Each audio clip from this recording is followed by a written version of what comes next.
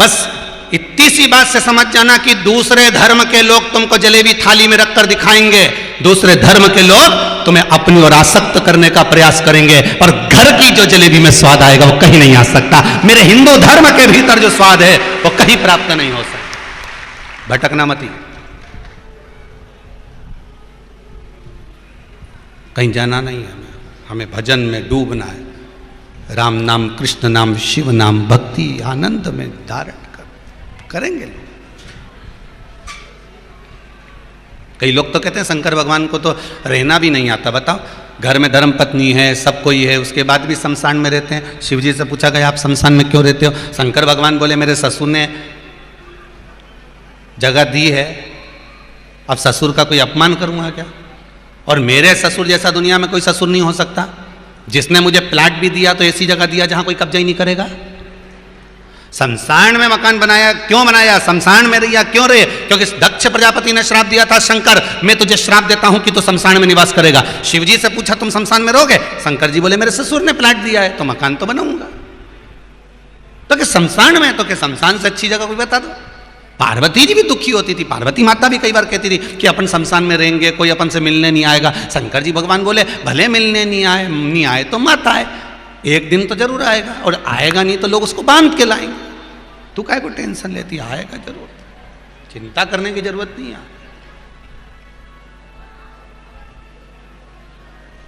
ओ घड़ी है मेरा शिव, बच्चा रो रहा है, मां समझा रही है, कभी भी भगवान पर दोष मत देना, हमारे कर्म का दोष है, चिंता मत करना। माँ, पड़ोसी के पास में गाड़ी है, पड़ोसी के पास में साइकिल है, पड़ोसी के पास में भोजन है, 7 साल का छोटा सा बच्चा बार बार माता से कह रहा है माँ सबके पास में सब कुछ है, हमारा ही भाग्य भगवान ने ऐसा क्यों लिखा है? तो माँ ने कह दिया मैं नहीं जानती, पर इतना जानती हूँ कि थोड़ी दूर पर शंकर जी का एक मंदिर है। मैंने सुना है कि इस मृत्यु लोक का संचालन करने वाले देव अधिदेव महादेव हैं, शिव है। इस मृत्यु लोक को सुख प्रदान करने वाले देव अधिदेव महादेव हैं। तुम जाओ उन शंकर जी के पास जाओ और भोलेनाथ जी के पास जाकर कहो, शंकर जी से जाकर कहो, वो सुनते हैं। जाकर बोलो। बच्चा कहा मां शिव जी का मंदिर कहां पर है? वो जंगल में। वहां जाएगा ना तो लकड़ी काटने के लिए, लकड़ी तोड़ने के लिए, चूल्हे के लिए, वहीं शंकर जी का मंदिर। शंकर जी सुनते हैं हाँ, पर मैंने तो सुना है लोग कहते हैं कि भगवान तो पत्थर का है। पत्थर का नहीं, मानो तो गंगा माहू, ना मानो तो बहता पानी, मानो तो नर्मदा माई और ना मानो तो बह रही है।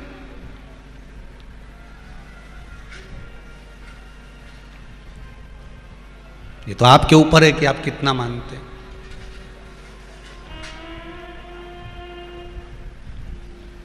अब बच्चा गया, लकड़ी तो उसने काटी नहीं, लकड़ी उसने तोड़ी नहीं, सीधे शंकर जी के मंदिर में चला गया। छोटा सा शिव जी का शिवलिंग था मंदिर के अंदर पुराना, और उस मंदिर में बच्चा जाकर तुरंत उस जगह पर खड़ा हो गया, और खड़े होते से पंडित जी से पूछा क्यों शंकर जी कौन से हैं? 7 साल का बच्चा पूछ रहा है शिव जी कौन से हैं? पंडित जी ने कहा सामने जो शिवलिंग नजर आ रहा है ये ओघड़दानी, यही शंकर है। अच्छा, तो ये शंकर जी हैं, तो इनके कान कहाँ हैं?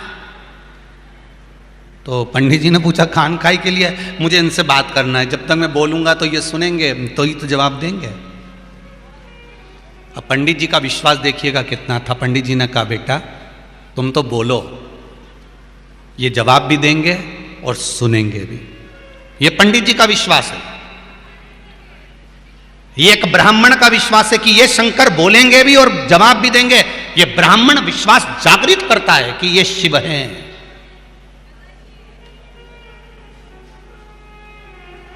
ये बोलेंगे भी और जवाब भी देंगे। तो बच्चे ने बोलना चालू करा, भोलेनाथ जी, ओ शंकर जी, हमारे पास में जो रानू की बाई रहती है ना, रानू की बाई है ना, उसको रानू को कपड़ा भी दिलाती है, साइकिल भी दिलाती है, सामान भी दिलाती है, मिठाई भी दिलाती है। वो क्या सारे त्यौहार पे खूब सारा सामान भी आता है। और हम जिस जगह पे पढ़ने जाते हैं ना, वहाँ पे भी जो जो छोरा छोरी आए सब नया नया कपड़ा पहन के आए, पर हमारे पास में तो 2 जोड़ कपड़े हैं। एक मेरी माँ ने सिला और एक मेरी माँ जहाँ पर बर्तन मांजने जाती थी वहाँ से मिला। 2 जोड़ कपड़े, हमारे पास कपड़े भी नहीं है। पंडित जी की आंख में आंसू भर गए। शंकर जी सुने कि नहीं सुने, पर पंडित जी की आंख में आंसू थे। पंडित जी ने मन में सोचा, वाह वाह भोलेनाथ, कितना दिल से बोल रहा है। इसलिए आपको कहा था बच्चों की एक आदत डाल दो, 1 लोटा पानी ले जाकर शंकर जी को चढ़ाने की।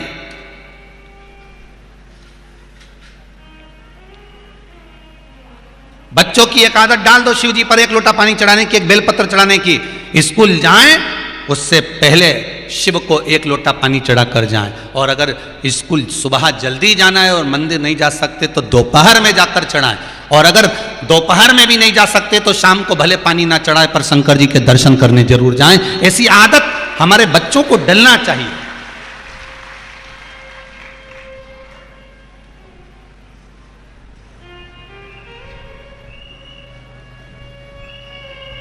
बच्चे जाएं, शिव के दरवाजे पर पहुंचे, चौखट पर पहुंचे, उसके द्वार तक जाएं। और उसके दरवाजे तक जब जाएंगे तो कुछ तो कृपा मेरा शंभू करेगा। वो छोटा सा 7 साल का बच्चा शिव जी से जाकर कह रहा है, पंडित जी की आंख में आंसू भर गए। ब्राह्मण रो रहा है कि गजब की बात ये शंकर जी से कर रहा है।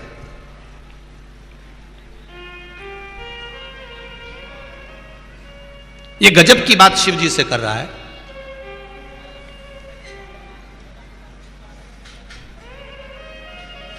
औघड़दानी से, तरकालदर्शी से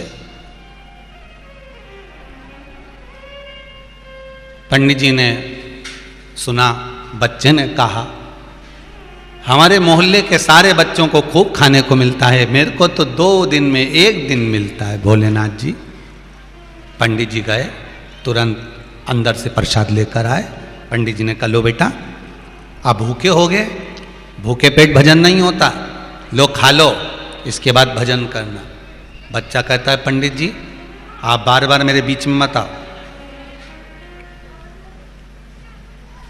बच्चा कहता है, पंडित जी आप बार बार मेरे बीच में मत आओ, मैं आपसे बात कर रहा हूं क्या?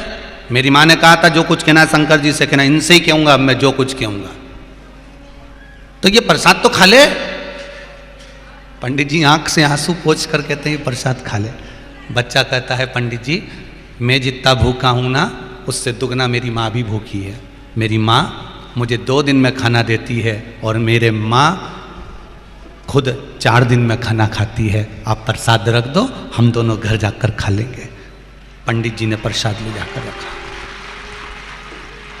पंडित जी की आंख में आंसू भरा हुआ था, नैनों से जल बह रहा था। प्रसाद पंडित जी ने अंदर गए, थोड़ा और ज्यादा लाए कि अब 2 जनी का थोड़ा सा प्रसाद पंडित जी ने रख दिया।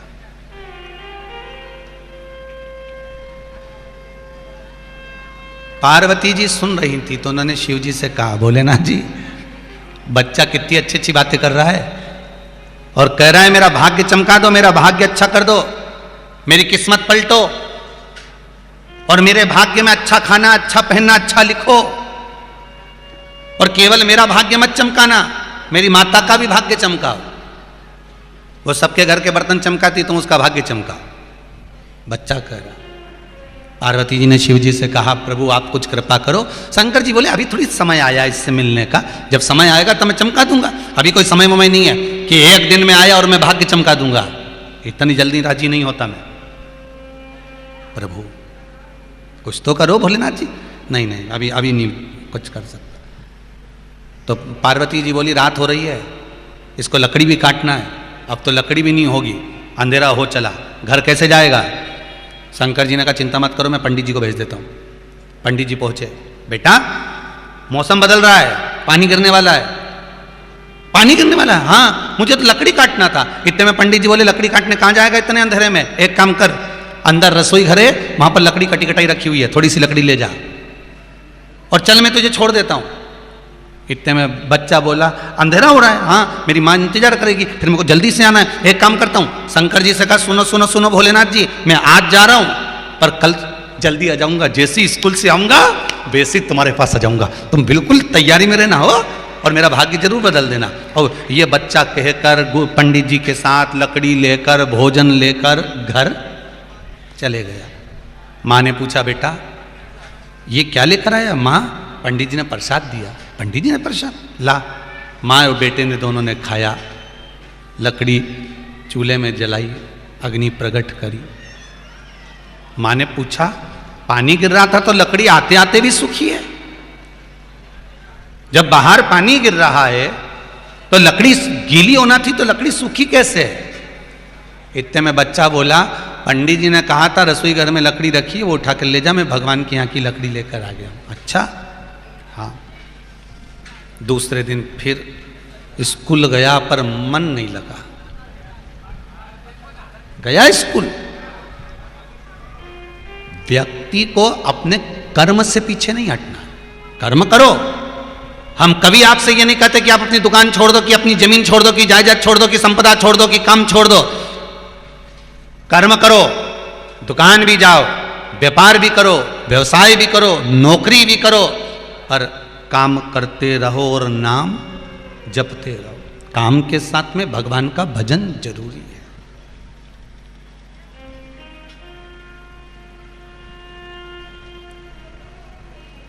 ये तो परिवार वाले हैं जो तुमको चने के झाड़ पे चढ़ा दिए। परिवार वाले हमेशा एक ही बात कहते हैं, यही तो हमारे घर का मालिक है, सब यही कमा रिया है, सब यही कमा के ला रहा है, पूरा घर यही चला रहा है, ये हमारे घर का सेठ है, हमारे घर का मालिक है। ये लोग तुम्हें चने के झाड़ पे चढ़ाएं कि ये मालिक है, पर सही मायने में देखा जाए तो तुम मजदूर से कम नहीं हो। जिन जिन की दुकान है, जिन जिन के ऑफिस हैं, वो अच्छे से जानते हैं कि दुकान पे काम करने वाला नौकर दूसरा सेठ होता है। आऊं तो आऊं, नहीं आऊं क्या कर लोगा? बोलो सही है कि गलत है? नौकर आए तो ठीक, नहीं आए तो ठीक, 2 घंटा लेट आया तो भी मालिक को झेलना पड़ता है। कहता जरूर है क्यों नहीं आया, क्यों नहीं आया, चिल्लाया, पर नौकर को ज्यादा चिल्ला देगा तो बग जाएगा, फिर आएगा ही नहीं। तो दूसरा सेठ है, नौकर मालिक है, वो भले 10 बजे आए, पर तुम मजदूर हो, तुम्हें तो 8 बजे जाके ताला खोलना पड़ेगा। खोला जाके ताला, सेठ है वो। पर परिवार वालों ने तुम्हें चने के झाड़ पे चढ़ा रखा है कि तुम मालिक हो, तुम ही सब कुछ कर रहे हो, तुम ही संभाल रहे हो, यही कमाता है, यही लाता है, यही सब कुछ करता है। देखा जाए तो सुबह से शाम तक कर क्या रहो? केवल मजदूरी, केवल मजदूरी, कमाना कमाना कमाना कमाना, बच्चों को, परिवार को, पत्नी को, माता को, पिता को, भाई को, बंधु को, सखा को, सबको देना, कमाना, केवल मजदूरी कर रहे हो। और करते करते करते करते करते करते चलेगा। सुख तो तुमने वो गई कहा, सुख कहां होगा?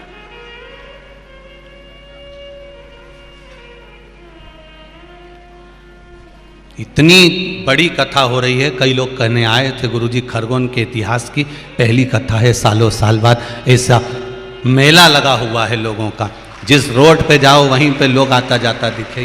ये बाबा की कृपा, शंभू की कृपा, शंकर की कृपा, ओगरदानी त्रिकालदर्शी की कृपा है। ये शंभू की कृपा। कितना मन करता होगा सबका कि हम भी दुकान छोड़ें, कथा में जाएं, पर नहीं जा सकते ना, क्योंकि दुकान तो दुकान देखना पड़ेगा। कर्म करो, खूब करो। दुकान पर तुम 8 बजे से लेकर 10 बजे तक, क्या तुम तो 12 बजे तक बैठो, कोई मना नहीं करेगा, और हमारी तरफ से भी छूट है। खूब कमाओ, दिल से कमाओ, डपट के कमाओ, जितनी तुम्हारी कैपेसिटी है उससे ज्यादा वर्क करो, कमाओ, खूब कमाओ। पर एक बात का ध्यान रखना, कमाने के साथ में भगवान का भजन भी करते जाओ तो जीवन सार्थक हो जाएगा। कमाओ, खूब कमाओ, कर्म करने में पीछे मत हटो। पढ़ाई करना है तो दिल से पढ़ो, खूब पढ़ो, और पढ़ने के साथ में फिर शंकर जी के मंदिर में जाकर शंकर जी की आराधना करो कि बाबा मैंने बेलपत्र चढ़ाई, बाबा मैंने 1 लोटा जल चढ़ाया। पहले पढ़ना भी पड़ेगा और चढ़ाना भी पड़ेगा, और विश्वास रख कर करना पड़ेगा।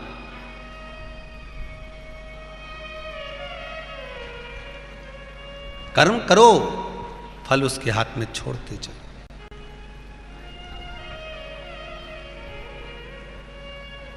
फल उसके हाथ में छोड़ दो, वो संभाले।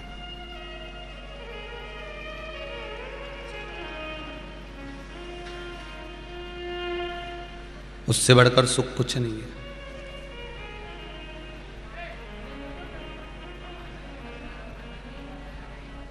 महाराज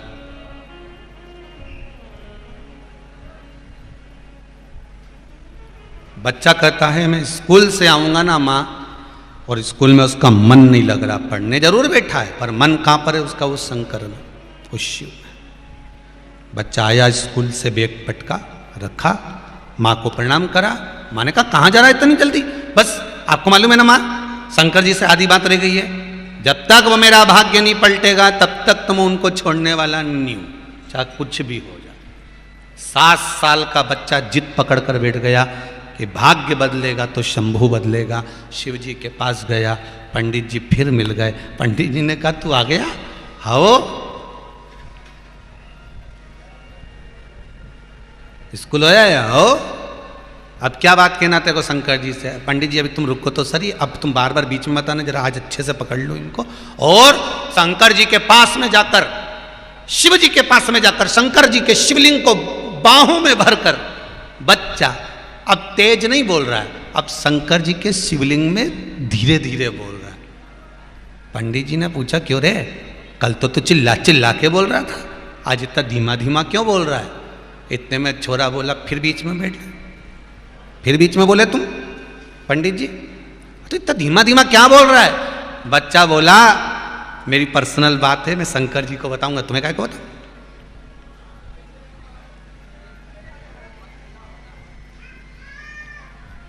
जब बहियां डालकर शिव जी के गले में बैठा, बोलना चालू करा, पार्वती मैया प्रसन्न हो गई, शंकर जी को लेके सामने प्रकट हो गई। अब बोल क्या चाहता है, अब बोल ले क्या चाहता। बस ये किस्मत, ये भाग्य कब पलटेगा? शिव जी ने कहा तो चिंता मत कर, तू चिंता मत कर।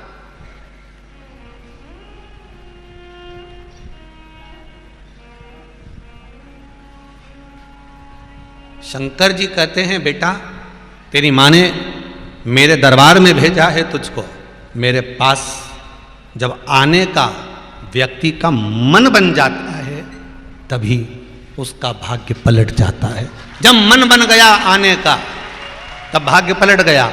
आपकी चित्तवृत्ति में आ गया कि मेरे को जीवन में एक बार शिव महापुराण की कथा करवाना है, या आपके मन में अगर आ गया, जितने आस्था चैनल के माध्यम से सुन रहे हैं, फेसबुक यूट्यूब के माध्यम से सुन रहे हैं, अपने अपने मोबाइल पर, अपने अपने टीवियों पर और इस खरगोन की पावन धरा पर जो सुन रहे हैं, उनसे निवेदन करूंगा यदि आपकी चित्तवृत्ति में आ गया कि मैं भी एक बार शिव महापुराण की कथा करवाऊं, तो संकल्प तुम्हारा है पर पूरा वो महादेव ही करेगा, उसको करना पड़ेगा। संकल्प तुम्हारा है पर पूरा वो करेगा। जन्म उसका है, जन्म उसने दिया, शरीर उसने दिया।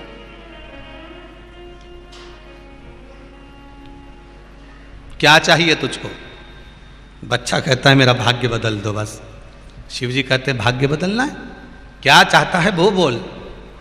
बच्चा कहता है बाबा मैंने आपको कहा था ना, मेरे स्कूल में सब नए नए कपड़े पहन कर आते हैं, खूब अच्छा अच्छा पकवान खाते हैं, मेरे पास कुछ भी नहीं है। शिव जी ने कहा चिंता मत कर, तू जा। अब तू तेरी माता का पुत्र नहीं है, तो हमारा पुत्र है। शिव महापुराण की कथा कहती है जो दिल से एक बार शंकर के पास जाकर दिल की बात कह देता है, शंकर जान जाते हैं कि ये मेरा अपना है।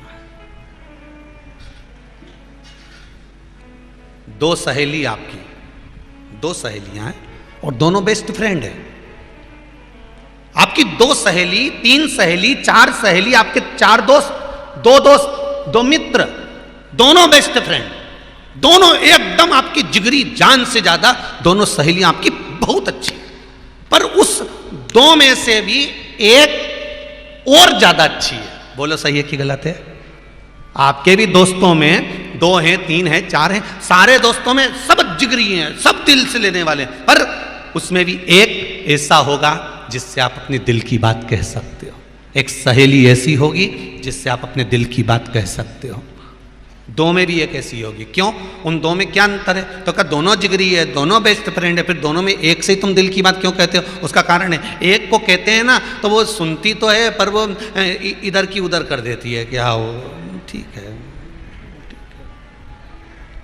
और एक ऐसी होती है जिसको कहो ना तो वो समझाती भी है, कोई बात नहीं, सास ने ऐसा बोला है ना, चलता है, माँ तो माई है ना, हो गया ना, अरे थोड़े दिन की तो है, काहे को ऐसा झगड़ा करे, काहे को लड़े, हो जाएगा। एक समझाती भी है, एक सुनती भी है और अपनी बात अपने तक रखती है, किसी से कहती तक नहीं है और भीतर उतारती है। और अगर सहेली रो रही है तो वो भी रोने लगती है। बस जो आंसुओं की दशा को समझ जाए वही बेस्ट फ्रेंड है। दो हैं, जिगरी हैं, पर उसमें एक खास है। शिवजी भी कहते हैं जो मेरे पास में आकर दिल से, हृदय से, चित्त से, वृत्ति से, मन से अपने दिल की बात मुझको कह देता है, शंकर कहते हैं फिर वो मेरा पुत्र और मेरी पुत्री बन जाती है। उसका दुख और उसका सुख मेरा होता है, फिर वो दूसरा नहीं, उसका सुख दुख मेरा।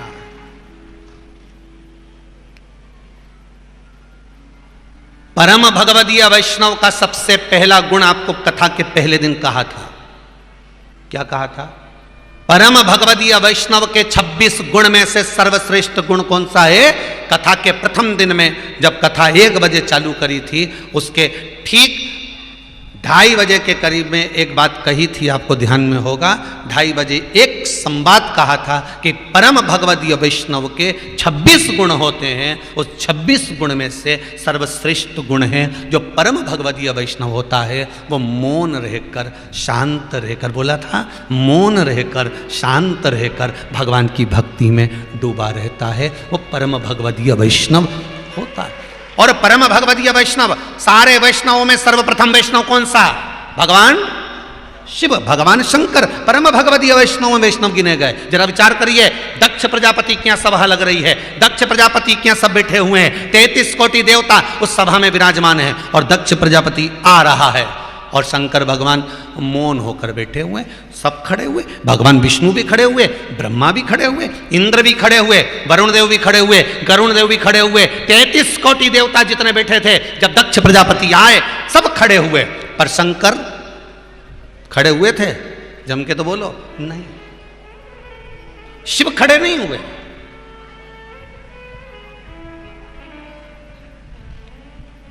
क्यों खड़े नहीं हुए?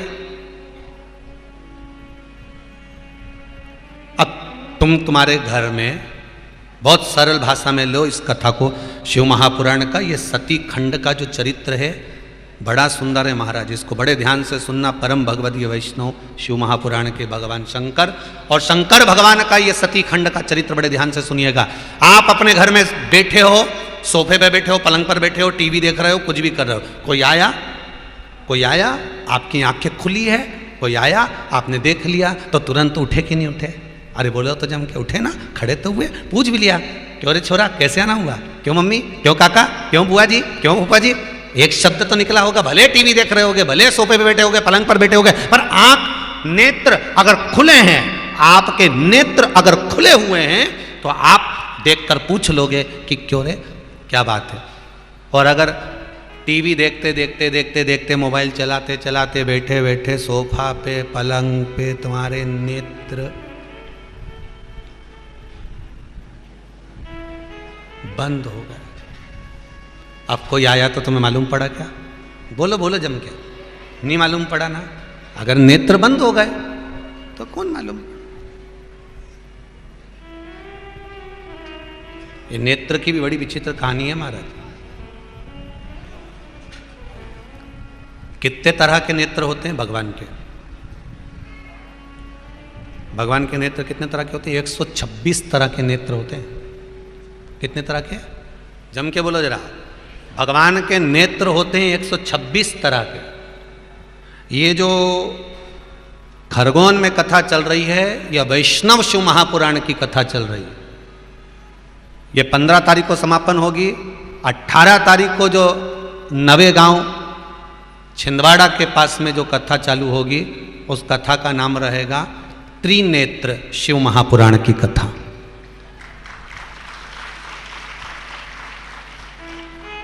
नवेगांव में जो कथा होगी उसका नाम रहेगा त्रिनेत्र शिव महापुराण की कथा।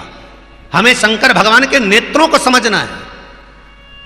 कभी उनके 3 नेत्र होते हैं और कभी जब वो 5 मुख रख लेते हैं तो 15 हो जाते हैं। पंचमुखी महादेव एकानंद चतुरानंद पंचानंद। अब जब 5 मुख हो गए तो नेत्र कितने हो गए? 15। तो हम समझे तो सही कि 3 नेत्र की क्या परिभाषा है, 1 नेत्र की क्या परिभाषा है, 2 नेत्र की क्या परिभाषा है, 10 नेत्र की क्या परिभाषा है, 15 नेत्र की क्या परिभाषा और 126 तरह के नेत्र की क्या परिभाषा है। हमें समझना पड़ेगा कि शंकर जी कितने नेत्र बढ़ते चले गए, भगवान कितने नेत्र होते चले गए, उन नेत्रों से शिव जी ने देखा क्या था। हमारे तो 2 नेत्र हैं।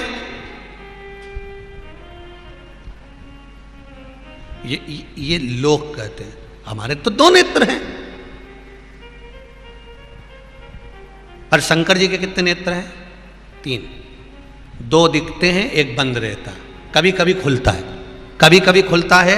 जब वो खुलता है तो काम जल के भस्म हो जाता है और राम प्रकट हो जाता है। बोलो सही है कि गलत है? काम जलेगा, राम प्रकट हो जाएगा। ये शिव जी के 3 नेत्र हैं। जब शंकर जी के 3 नेत्र हैं तो अपने भी कितने होना चाहिए?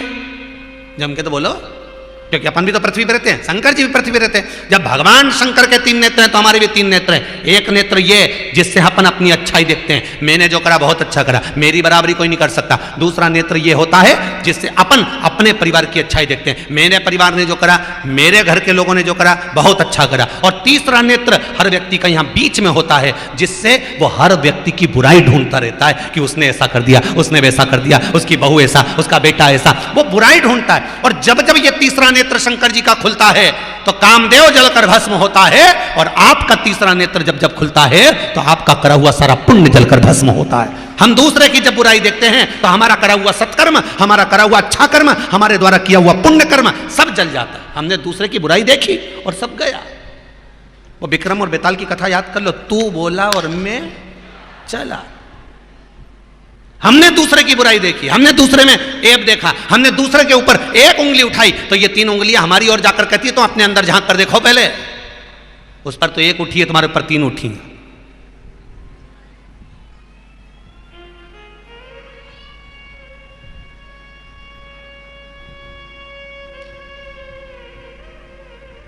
विश्वास अगर है तो शंभू है।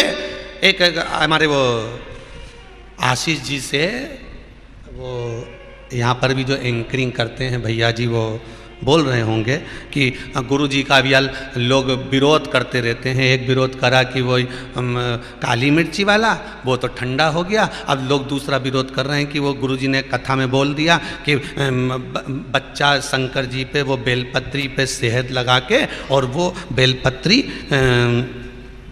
सुनी है ना, शिव जी को चढ़ाए, अच्छे नंबर से पास हो जाए। अब लोग विरोध इस बात का कर रहे हैं कि बच्चे पढ़ाई नहीं करे तो भी पास हो जाएंगे।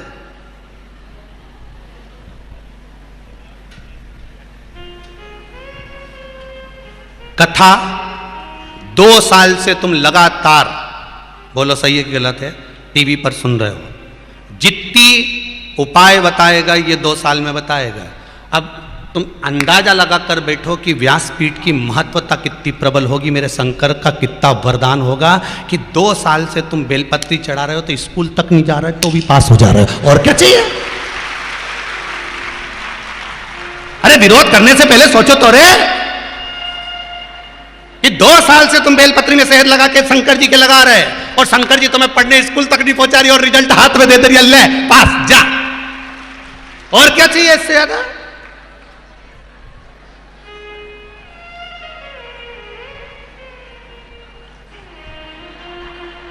बोलो तो तेरा क्या होगा कालिया? सोचने वाली बात है। अब कहने को तो कह दिया, बेलपत्री चढ़ाने से क्या हो? अरे विश्वास अगर पक्का है, पढ़ाई करो, खूब करो, पर आखिरी में वो बेलपत्री का तो देखो कितना जोरदार एक लेटर भी आया रे। भगवान तुम्हारा भला करे दादा।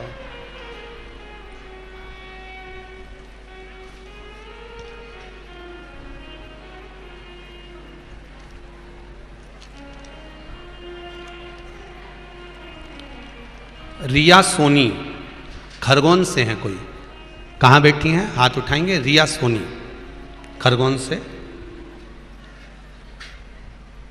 नहीं, रिया सोनी खरगोन के पास एक गांव से हूँ।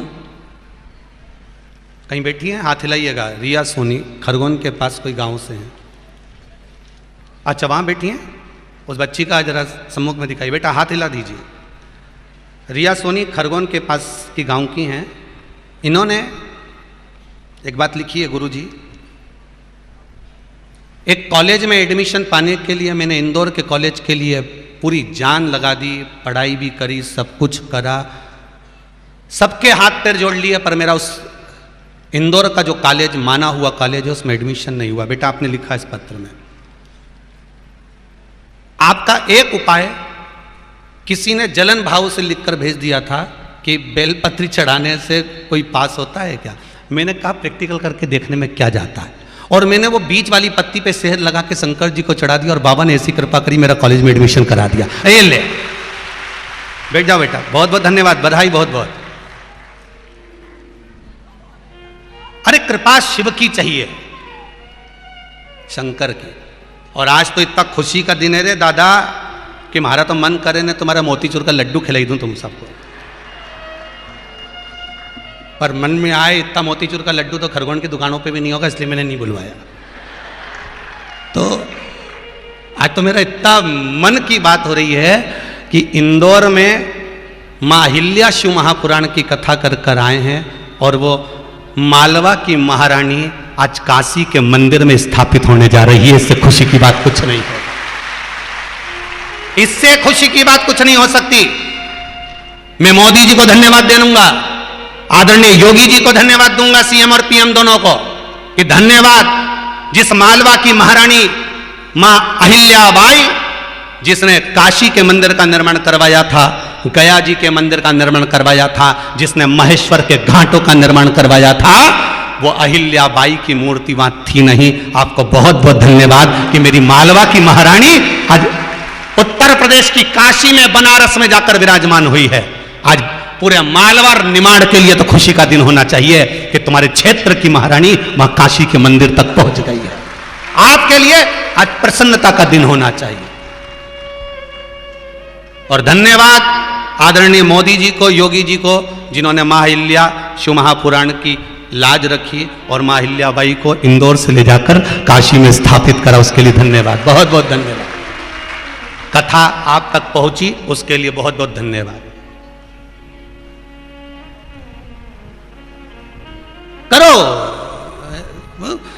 कहे महाराज जी बेलपत्ती चढ़ाने से। मेरा तो एक निवेदन आप सबसे है, जो जो ये विरोध करते हैं ना, इनको ये समझना चाहिए कि कम से कम कुछ भी करो, परंतु अब लड़का अगर कैसे भी जा रहा है, छोरी कैसी भी जा रही है, एक बेलपत्री शहद लगा के जा तो शंकर के पास रही है। खुशी होना चाहिए कि हमारा हिंदू धर्म का व्यक्ति कैसे भी जाए पर मंदिर में तो जा रहा है, किसी भी भाव से जाए पर पहुंच तो रहा है। पर ना जाने ये विरोध करने वाले, मेरे को समझ में नहीं आता कि ये दूसरे धर्म का विरोध क्यों नहीं करते, ये केवल हिंदू धर्म वालों का क्यों विरोध करते, ये समझ में नहीं आया। और आप भी फेसबुक पे 2-4 उनको लाइक भी कर दो, 2-4 लोग उनका व्हाट्सएप पे जवाब भी दे दो। सीधा लिख के भेजना चाहिए, हिंदू की औलाद है कि किसकी है, लिख के भेज, फिर भेज कि क्या भेजा तूने। जो आड़े तेरे कमेंट्स करे, आड़ी तेरी बात व्हाट्सएप पे, फेसबुक पर, यूट्यूब पर कुछ भी डाले, तुम पहले लिख के भेजो हिंदू का है। समझ गए? उतना ही काफी, बस अपने तो कुछ बोलना ही नहीं था। जब देखो जब विरोध, कभी काली मिर्ची लग जाए, कभी लाल मिर्ची लग जाए। इनके तो निमाड़ लिया और एक आध बार नर्मदा जी नवा दो जोरदार।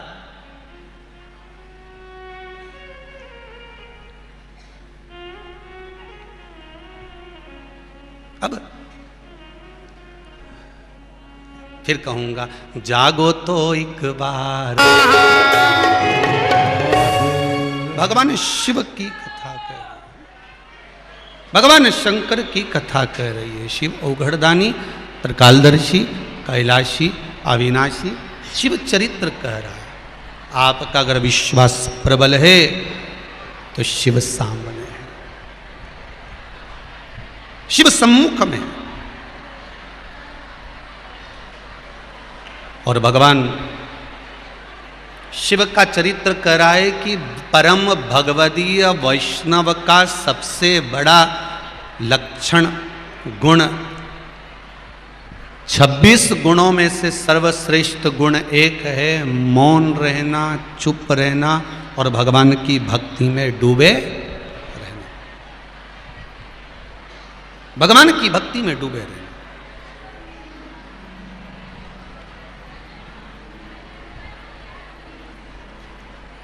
बस अपने भाव को शिव तक लेकर जाना।